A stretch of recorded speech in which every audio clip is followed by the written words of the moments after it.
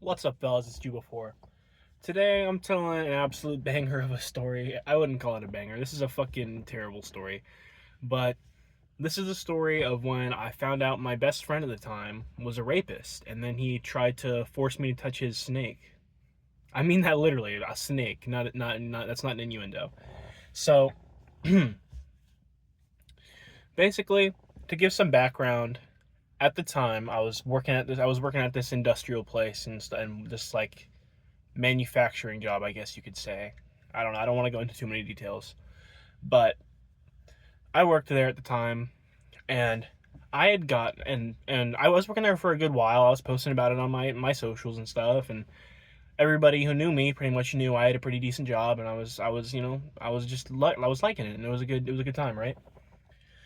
And there was this dude who I don't know. I feel like I need to come up with a fake name, but I don't know if there's a reason why, but um we'll call him Tim. We're gonna call him Tim for the purposes of this, I guess. So so Tim, me and him were friends back in high school. Especially during like my plug days when I was selling weed and all that stuff. Me and him we kind of did that together. We kind of like adjacently, like we didn't do it together, like as like we weren't like sharing money or anything, but like we both like talk to each other about ideas and whatnot. And he sold me shrooms a couple times back in high school, stuff like that. Like we never really hung out in high school, but it was like we would meet up in the bathrooms and stuff, and we played Xbox together and stuff like that. So we knew each other pretty well already. But at this point, he's a year ahead of me. So he had already graduated high school a year before I did. He went and did some bullshit in California, New Mexico. He was a skiing instructor. He has like rich family and shit. So he was living the life. But for whatever reason, he came back to fucking our hometown, and he randomly hit. We haven't talked in years at this point. And he hits me up and he's like, "Yo, can you get me a job at like where you work?" And I'm like, "Sure, I guess. I don't see why not, right?" So I do. I go ahead with it, and we're texting a little bit, and we start catching up and whatnot. And he's talking about how I've been sober for a long time. I don't even smoke weed or anything anymore. And then he's like, this girl broke up with me, and I just want to smoke weed. And he sent me pictures of his pen. And he's like, should I hit it? And I was like, dude, do whatever the fuck you want. He's like, she stole my pride. I shouldn't even do that. So I was like, then keep your pride, dog. Don't smoke the weed. Like, what's your deal? He's like, but she took it. I'm like, he's just fucking like all this sob shit and whatnot. So I'm like, whatever, do what you want, man. So he ends up hitting the pen. And he fucking hits the pen, and then eventually he runs out of this pen after a few days, and he's like, "Can you get me some weed?" And like, "Whatever, can we smoke?" And I'm like, "Sure, man." Like, I mean, at this point, I still considered him, even though it'd been years, I still considered him a friend. I'm down to smoke with this guy. I'm down to whatever, you know. Sure. I was pretty lonely at the time too, so I was down to I had recently gone through a breakup at the same time. This is actually something we kind of bonded over. But so basically, we got pretty close pretty fast because he came over that night, and we smoked together, and I let him leave with some dads. But before that, we kind of ended up like confiding in each other about like our relationships and how they ended, and we ended up like having a gay little moment, even though he's, to my knowledge, straight.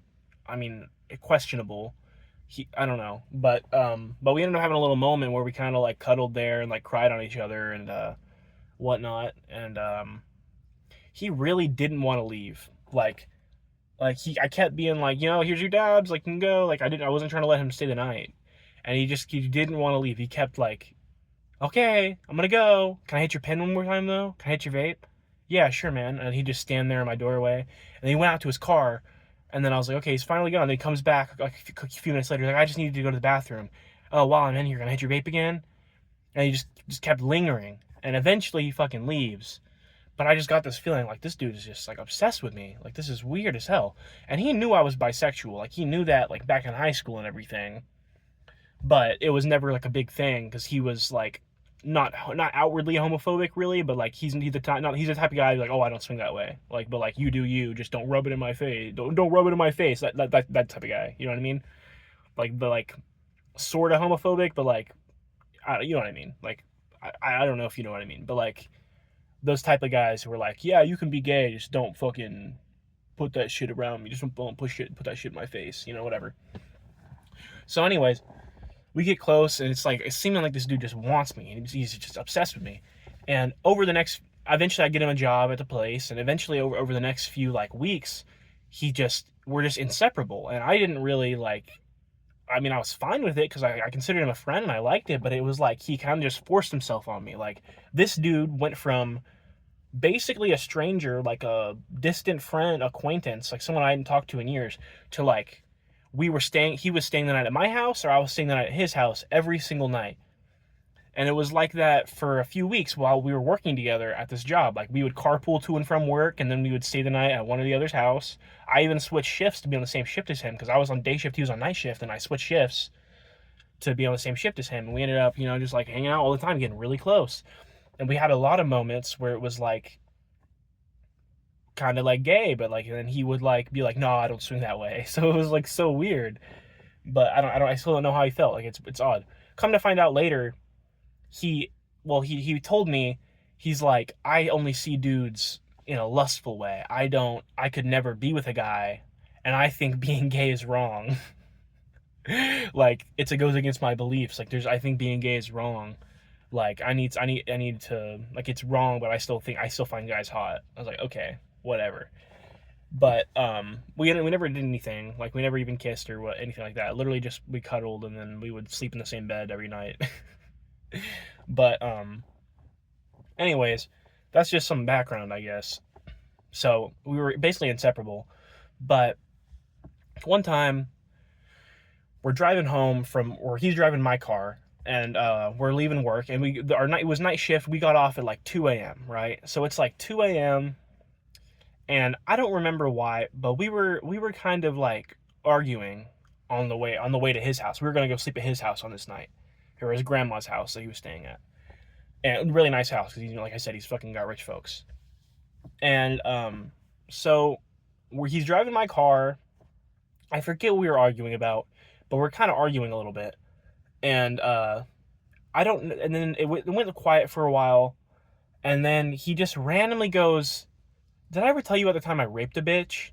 That's exactly how he worded it. I'm not, he literally said, did I ever tell, literally, he's sitting in this very seat. Did I ever tell you about the time I raped a bitch? And I'm like, no. What? What the fuck? No. Right? And so he tells me the story, and I'm hoping, I'm praying, maybe there's some kind of moral gray area here. Maybe there's going to be some benefit of the doubt. Maybe at least he'll feel remorse. This is something he's confiding in me that he feels terrible about. Anything I can grasp onto to think this guy is not just an absolute fucking piece of shit rapist, right? Hopefully he's exaggerating. No. This guy's like, so did I ever tell you about the time I raped a bitch? So basically there was this girl, and we were kind of making out and stuff. And well, she made it clear she didn't want to fuck. And I woke up in the middle of the night, and I was really horny, and I just went to town. I just fucked her. And I nutted inside her. And he was like, yeah, I nutted really quick. It was 30 seconds. A couple pumps, and I just, nutted in her while she was asleep. And then right after I nutted, she woke up and was like, get the fuck out. And I got the fuck out. And I was like, I was hoping, was there a point to telling me this? I don't know. But I was I looked at him, and I'm just like, yeah, man, you're a rapist. I don't know what to tell you. That's exactly what, word for word, that's what I said. I was like, you're a rapist. I don't know what to tell you, man. And then he's like, yeah, it is what it is. And at this point, there's nothing I can do because I'm literally in the passenger seat of my own car. We're almost to his house. So I'm like, okay, well, I guess I'm just gonna stay the night and then figure out what the fuck I do in the morning, because I can't associate with this guy. That's fucking insane. So basically, we get to his grandma's house, and he has a pet snake. And he always keeps the snake. I don't like snakes. I'm scared of them, but not crazily. I'm not gonna freak the fuck out. You're fine. You having a pet snake is fine. I don't want to touch your pet snake. And that same night, after the tension was weird as fuck, it was some weird ass vibe because I'm like, I didn't say a word after that of like, you're a rapist. Like, what the fuck?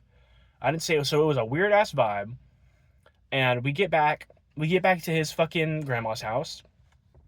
And I'm like, okay, I'm just trying to go to sleep. So I'm like getting comfy in his bed. I'm just in like my underwear and my wife beater. And this dude gets his fucking snake out. He gets the fucking pet snake out of its case. And he's like, touch the snake. You want to touch the snake? I'm like, no, dude. Like, I'm literally being so reasonable. I'm like, dude, I don't like, I don't like snakes. Like, I don't want to touch your snake. I don't mind the snake. The snake's chilling. Like, it's fine. I just don't want to touch it. And he just keeps putting it closer to me. And I'm like, dude, I really don't want to. And he like puts it like literally like on me. And I'm like, dude, I really don't want to touch the snake. Like, it's okay. And then he's like, he keeps like putting the snake next to my shit. And I'm like, I just want to like, I just don't want to. So I'm like standing. I don't want to be in the bed anymore. And then I like need to grab my phone, but like snake's right by it, so I'm like trying to like grab my phone. He's like, "Dude, you're such a fucking pussy. Like, what's fucking just grab the whatever the fuck." And then he like keeps like trying to fucking force the snake on me. And eventually, I just like I'm like, "Dude, I like this is really fucked up. Like, I really don't like what the hell are you doing right now?" And he's like, "Dude, like you're actually making such a big deal out of this. Like, just fucking like just hold him. He's not gonna hurt you." And I'm like, "Dude, I'm not going to. I'm not. I don't want to touch your snake." So I literally I put my pants on. I put my shoes on.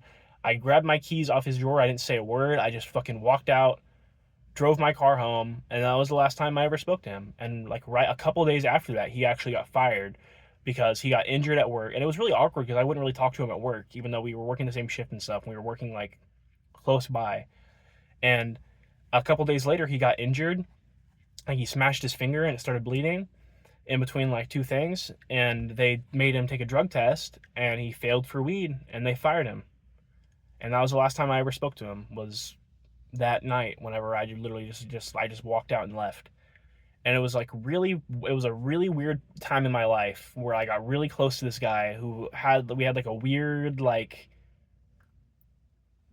gay lover weird relationship, and he was like obsessed with me and always wanted to be around me, but he was like I don't know, he was not only just a literal rapist, but the fucking weird rapist tendencies of forcing the snake on me. And he always did shit like that all the time. Like he was just a very like can't take no for an answer type of guy. Like he genuinely would always just be doing stupid shit, like pushing my buttons and getting on my nerves, and like taking jokes too far and shit like that.